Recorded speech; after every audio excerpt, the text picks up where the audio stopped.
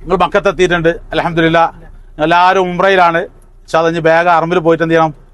ഉംറ ചെയ്യണം അല്ലേ? അതിന് അള്ളാഹു താല തൗഫീഖ് ചെയ്യട്ടെ. നമ്മൾ ഒന്ന് രണ്ട് കാര്യങ്ങൾ നിങ്ങൾ ശ്രദ്ധിക്കേണ്ട കാര്യങ്ങൾ, മക്കത്തെത്തിയാൽ ശ്രദ്ധിക്കേണ്ട കാര്യങ്ങൾ പറഞ്ഞുതരാണ്. ഒന്ന്, നമ്മളെ ബിൽഡിങ്ങിന്റെ നമ്പർ എത്ര? 92 നമ്പർ ബിൽഡിങ്ങിലാണ് നമ്മൾ താമസിക്കുന്നത് അസീസിയിൽ. അത് നമുക്ക് ഓർമ്മ വേണം കേട്ടോ. അജുമ്മ ഞാൻ പറഞ്ഞ കേക്ക് 92 നമ്പർ ബിൽഡിങ്ങിലാണ് നമ്മൾ എന്ത് ചെയ്യുന്നത്? താമസിക്കുന്നത്. അത് ഓർമ്മ വേണം. പിന്നെ നമ്മൾ ഹറമിലേക്ക് പോകേണ്ടത് 2 നമ്പർ ബസ്സിലാണ്. എത്ര നമ്പർ ബസ്? 2 number bus. അത് നമുക്ക് ഓർമ്മ വേണം.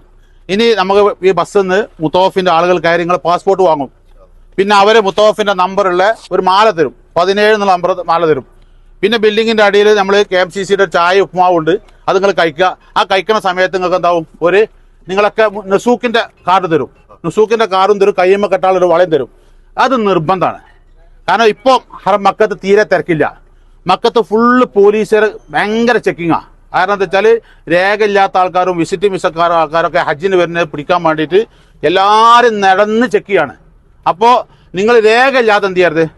പുറത്തിറങ്ങരുത്. എത്ര പറഞ്ഞാൽ നമ്മൾ ആൾ ശ്രദ്ധിക്കൂല. പക്ഷെ രേഖകളില്ലാതെ എന്ത് ചെയ്ത് ആരും പുറത്തിറങ്ങി പോകരുത്. അപ്പൊ ഈ നുസൂക്കിന്റെ കാർഡ് എന്ന് പറഞ്ഞാൽ അത് നിങ്ങൾ സൗദി അറേബ്യയിലെ ഹാജിയാന്ന് തെളിയിക്കുന്ന രേഖയാണ്. നിങ്ങൾക്ക് അറഫയിലും മീനയിലും എവിടെ ചെല്ലണമെങ്കിലും ഈ അറബിലേക്ക് പോകണമെങ്കിലൊക്കെ ഇങ്ങോട്ട് എന്താ ചോദിക്കുക? നുസൂക്കിന്റെ കാർഡാ ചോദിക്കുക. അപ്പൊ അത് നിർബന്ധമാണ്. പിന്നെ 2 നമ്മുടെ നാട്ടിൽ നിന്ന് കിട്ടിയ മാലയുള്ള ഡ്രസ്സുണ്ടല്ലോ, ആ മാല അല്ലേ, തിരുവർണ്ണ പതാകയുള്ള മാല ഉണ്ടല്ലോ, അത് നിങ്ങളെ കയ്യിൽ നിർബന്ധമാണ്. കാരണം വെച്ചാൽ നിങ്ങൾ ഇന്ത്യക്കാരനായ ഹാജിയാന്ന് തെളിയിക്കുന്ന രേഖയാണ് അതൊന്ന്. 2 നിങ്ങളെ ബിൽഡിംഗ് നമ്പർ എത്ര, റൂം നമ്പർ എത്രയെന്നൊക്കെ നമുക്ക് പറഞ്ഞു തരണമെങ്കിൽ അത് തെളിയിക്കുന്ന രേഖയാണത്. അത് കാണിച്ചു കൊടുക്കണമെങ്കിൽ അപ്പൊ അതും നിങ്ങളെ കയ്യിൽ എന്താണ് വേണം. പിന്നെ സ്ത്രീകളാണ് പ്രത്യേകം ശ്രദ്ധിക്കേണ്ടത്. നിങ്ങൾ അറമിൽ പോകും, ഒതുണ്ടാക്കാണെങ്കിൽ മൂത്രയ്ക്കാനും ബാത്റൂമിൽ പോകും, ഈ മഫ്തണ്ട് ഊരിയേക്കും, അതിന്റെ കൂടുതൽ മാലൊക്കെ പാടെന്താവും അവിടെ ഊരിയേക്കും. അപ്പോൾ നിങ്ങൾ പുറത്തിറങ്ങി വരുമ്പോഴത്തേനും ക്ലീനിങ് എയർ വന്നിട്ട് എന്താവും?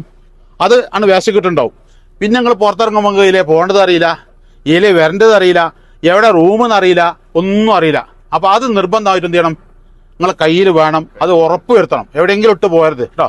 പിന്നെ ഒതുണ്ടാക്കി നിങ്ങൾ റൂമിൽ നിന്ന് അറമ്പിലേക്ക് പോകുമ്പോൾ ഒതുണ്ടാക്കി പോവുക. കാരണം അറമ്പിൽ പോയി പിന്നെ ഒതുണ്ടാക്കാൻ നേരത്തെ തിരക്കാവുമ്പോൾ എന്താവും? പ്രയാസക്കാർ കുടുങ്ങിയ സമയത്ത് നമുക്ക് പോവാം. റൂമിൽ തന്നെ മൂത്രമൊക്കെ ഒഴിച്ച് ഒതുണ്ടാക്കി റാഹത്തായിട്ട് എന്ത് ചെയ്യുക? അറമ്പിലേക്ക് പോവുക.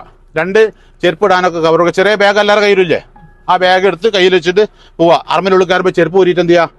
അതിൽ വെക്കുക. പിന്നെ റൂം പൂട്ടിൻ്റെ മുമ്പ് പൈസ ഒക്കെ റൂമിൽ വെക്കുക. ഒരു 50 രൂപ താഴെ പൈസ മാത്രം എന്ത് ചെയ്യുക? കയ്യിൽ വെക്കുക. പൈസ കൊണ്ടുപോകേണ്ട ആവശ്യമില്ല. നിങ്ങൾക്ക് ഒക്കെ ഫ്രീ ആണ്, ബസ്സൊക്കെ ഫ്രീ ആണ്. പുറത്തിറങ്ങിയിട്ട് ചാവി താഴെ കൗണ്ടറിൽ കൊടുക്കുക. കാരണം ഒരു റൂമിൽ 2 ഫാമിലി ഉണ്ടാവും, ചിലപ്പോൾ 4 ആൾക്കാരേക്കാരും ചിലപ്പോൾ 6 ആൾക്കാരേക്കാരും ഒക്കെ ഉണ്ടാവും. അപ്പൊ ആദ്യം വന്ന ആൾക്കാർക്ക് റൂമിലേക്ക് കയറാൻ ചെയ്യരുത്, പ്രയാസം ഉണ്ടായത്, താഴെ കൊടുക്കുക. എന്നിട്ട് പുറത്തിറങ്ങിയിട്ട് ഇതാണ് ബിൽഡിംഗ്, ആ ബസ്സൊക്കെ കൊടുത്താണ് നമ്മുടെ ബിൽഡിങ്ങുള്ളത്. അവിടുന്ന് പുറത്തിറങ്ങി വലത്തോട്ട് തിരിഞ്ഞ് വീണ്ടും വലത്തോട്ട് തിരിഞ്ഞാൽ എന്തായി? നമ്മുടെ ബസ് സ്റ്റോപ്പ് ഇതവിടെയാണ്, 2 നമ്പർ ബസ് സ്റ്റോപ്പിൽ ആ ബസ്സിൽ കയറാം.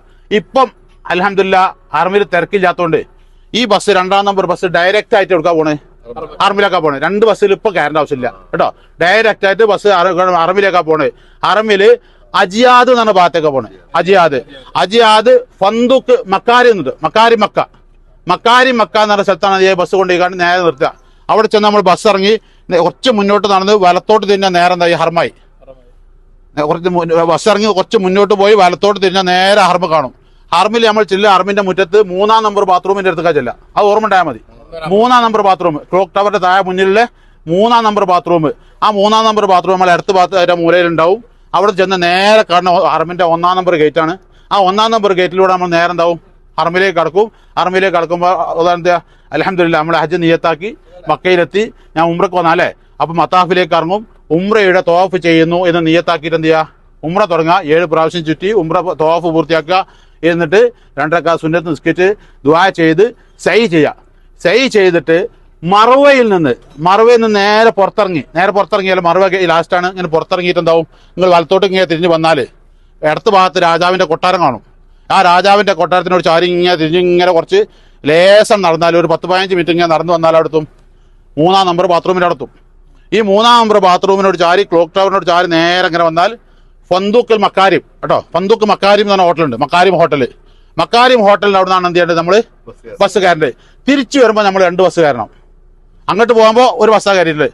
ഈ മക്കാരിം ഹോട്ടലിന്റെ അവിടുന്ന് നമ്മൾ ബസ് കയറി മസ്ഹൂത്ത, ഓർമ്മ വേണം എന്താ വെച്ചാൽ മസ്ഹൂത്ത കേട്ടോ. മസ്ഹൂത്ത എന്ന് പറഞ്ഞ സ്റ്റേഷനിൽ വന്നിട്ട് എന്താവും? ഒരു ടണലാണ്. നമ്മൾ ആ മക്കാരിം ഹോട്ടലിൽ നിന്ന് ബസ് കയറി ഒരു 2 കിലോമീറ്റർ വലുപ്പമുള്ള ഒരു ടണലാണ്, ഒരു ഗുഹ. ആ ഗുഹയിൽ കൂടി ബസ് വന്നിട്ട് എന്താവും? അവിടെ വന്ന് ഇറങ്ങും. അവിടുന്ന് ഇറങ്ങിയിട്ട് നമ്മൾ അവിടുന്ന് കയറുമ്പോൾ ഏത് ബസ് കയറണം?